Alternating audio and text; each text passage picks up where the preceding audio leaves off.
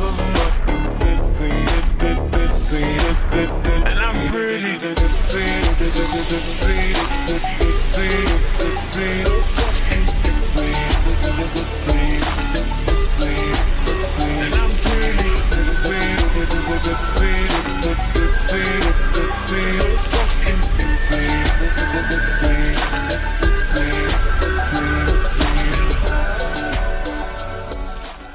Buenos dias, welcome to a freaking day in the life that no one asked for, but here we are filming it. So it's like 10 a.m. right now, so I've already been awake for like 3 hours, so it's not exactly a full day in the life, but to give you guys an update on what's been happening, I didn't do much. I went for a walk, I'm going for one right now, and I hit the exercise bike as well. And I had like this teeny tiny breakfast. It was like a protein mug cake that I just chuck in the microwave. It's good for cutting. And this is also good for cutting, getting my steps in. I literally just walk around my backyard and just do laps around it. Honestly, I don't really know how good this day in the life's gonna be. You guys missed out on the first 3 hours of it. I'm also 4 weeks into my cut, and it's actually going very well. Very, very well. I'm down 3 kilos. So 3 kilos in 4 weeks isn't bad. This is my first ever proper cut, so I'm just trying to get used to it right now. So I'm not going too crazy with the calorie deficit. I'm just taking it nice and easy and slow. Just getting my steps in, eating some lower calorie foods. And yeah, it's actually pretty easy. Once you get used to being hungry, it's the biggest part with cutting, it's just hunger. So if you can get good at being hungry and it doesn't make you lose your mind, then cutting is a piece of cake. So what am I gonna do? This is another thing about being unemployed, is that you have to make your own schedule for the entire day. And so if you don't, you really just don't know what to do. Like, what do I do right now? It's 10 a.m. I guess I'll just get some work done. Oh, I'm working right now, and I just got done with messaging my clients, checking in with all of them. That's what I mainly do for work, fitness coaching. What I'm gonna do now, it's 10:30. I'm probably gonna work for another hour and a half until 12. So I just finished a little bit of work, and it's not 12, it's like 11:15. But I'm gonna go make breakfast because I'm just so hungry, it's distracting me. I've decided I'm gonna make some scrambled eggs with some turkey bacon. So yeah, in the bowl, gonna crack 3 eggs. Go ahead and whisk it up. I found the turkey bacon, so I'm just gonna like rip it apart. Just put little bits in the egg. So I only cook in like stainless steel because it's better for your health and your testosterone. And I use either grass-fed butter or avocado oil. Boom. Doesn't that look amazing? I would put cheese, but I'm cutting. And cheese is extra calories, and I don't have any low-fat cheese. Eggs done. Let's taste it, see how it tastes. It's really good. Nice thing about cutting is that everything tastes good to you. When I was bulking, I remember I used to be a little bit more picky about my food. But now that I'm constantly hungry, anything that enters my mouth is automatically Michelin star quality food.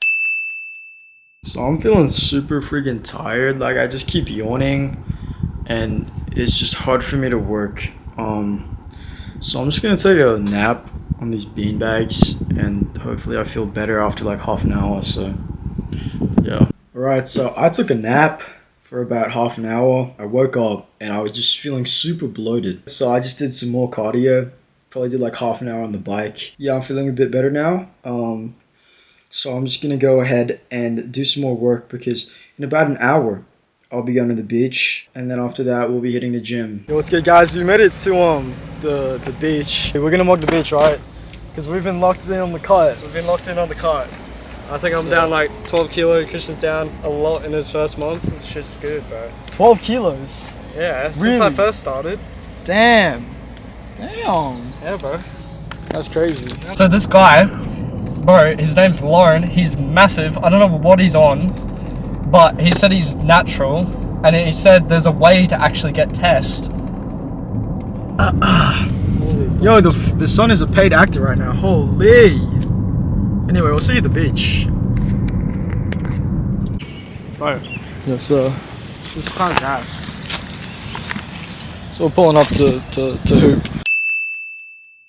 So basically, we just played basketball and just absolutely destroyed them. How many points did you score, Ray? Like, 100.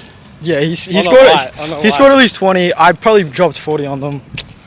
I need to pee really I bad. can't lie, this shake is off. Like, it's the worst shake I've ever shake? tried in my life. Shake, Shake. shake your booty.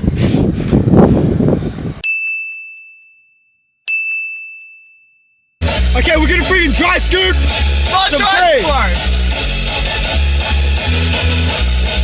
So I didn't actually end up filming at the gym. It was just way too busy that day. And my gym actually banned cameras, so I didn't want to risk pulling it out and filming. So this is a completely different workout session. This is actually from when I was bulking. So yeah, let's just pretend that it's the same one. But yeah, as you can see here, I'm benching. And I thought it was 80 because I was feeling strong that day. And so I did my first working set and I thought it was 80 and I thought I put on the weights, like I accidentally put on 80 instead of 90. So I friggin' stopped after the first rep, but then I just kept going and busted out the 5. So yeah, this was back on the bulk when I was trying to get my bench up. I was chasing a 120 kilo bench press and I did get that. So I was just pretty much just benching heavy, 3 sets of 3 to 5 reps. And here I'm going for 100. I was originally aiming for 3, but I ended up getting 5, which was a PR at the time. And actually, now that I'm cutting, I've actually gotten stronger on bench. I've hit this for 7. So, yeah, people that are saying that you get weak on our cut and your bench is going to go down on our cut, don't believe them. Just don't believe them. Try to get as strong as you can on the cut. Because yeah, you can get stronger on the cut. I feel like that's just a myth that you guarantee to get weaker. But yeah, pretty much here I was doing kind of like a 3-5-3. Actually no, a 5-3-5 thing. I just made it up myself. So I did 5 reps on the first set, kind of as a warm up. Then my top set would be my second set, where I did 3 reps at probably RPE 9 or 8. And then my third set would be a back off, where I do 5 reps again. So that's what I'm doing here. This is my third set. And on that back off, I'm really focusing on form. We finished kind bench, and now we're at incline cambered bar Smith. And this is my favorite accessory movement for bench, because we're at incline, which means we're hitting more upper chest. And the cambered bar means more range of motion, we can get a deeper stretch. So yeah, as I said, this is my favorite movement for chest in general, just because you're on an incline, so you're hitting more upper chest, and you get that extra range of motion from the cambered bar. And since it is free weight, it also translates into your bench press as well, so this will increase your bench. So it's kind of a win-win-win, and it also just feels really good. So yeah, it's an elite exercise. So it looks like after that we did some incline Smith machine bench press. And this is another one of my favorite exercises, and I actually do this on a pretty high incline. As you can see, that's nearly shoulder press level of incline. And the reason I do that is because I tend to arch quite a bit whenever I'm doing a pressing movement. So when you arch, it makes whatever movement you're doing a bit more declined. And so to mitigate that and to like counter that, I just make the incline a bit higher so I can just hit my upper chest as much as possible. And I also pause these because it helps me get a better mind-muscle connection. And then here we are doing flies. I don't usually actually do this machine, the pec deck, but the thing that I usually do was taken. So what I usually do is get the cables and I scoot like a 45-degree incline bench in between 2 cables, and then I do incline flies. And so yeah, I think those are probably the best version of flies if you want to grow your upper chest. But that was taken, so we just did this, and this is still really good. Now we're doing some overhead extensions, and overhead extensions are literally, in my opinion, the best tricep builder and the best arm builder in general, because the biggest part of your arm is your triceps, and the biggest part of your triceps is the long head of the triceps. And the overhead extension works the long head of the triceps more than any other tricep exercise. So if we're trying to get big arms, then overhead extensions are a must do. And yeah, I'm pretty sure there's studies out there that show that it causes significantly more growth than push downs. So I always prioritize my overhead extensions. I either do them on this machine or the cable. But yeah, I mean I still do my push downs, as you can see. These hit more of the lateral head. Well, they bias more of the lateral head. And as you can see, I'm kind of letting my elbows drift up a little bit. I've seen big guys do this. There's this guy, the YouTuber called Jeffrey Verity Schofield. And he does this technique when he does his push downs. He kind of lets his elbows drift up a bit and get that extra range of motion at the top. And what that does is gets a little bit more of your long head during that top range of motion.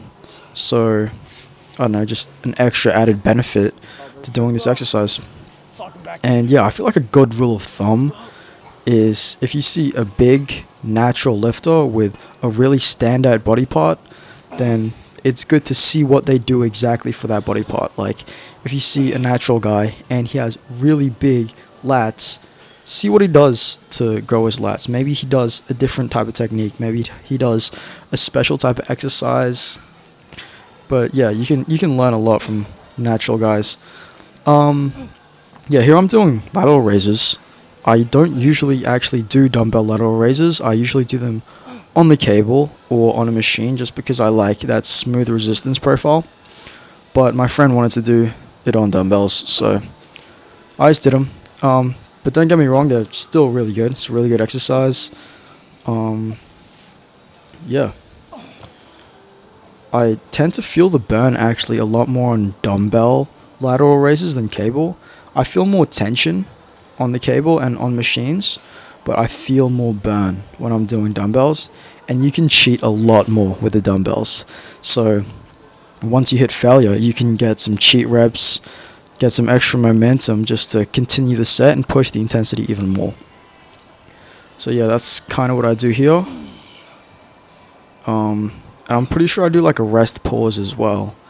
So I wait a little bit once I've hit failure, and then I'll keep going. I'll do a couple more reps and I'll just squeeze out a couple more reps, because you can get a lot more effective reps, because like there's this thing called the effective reps model where the reps before you hit failure are the most effective.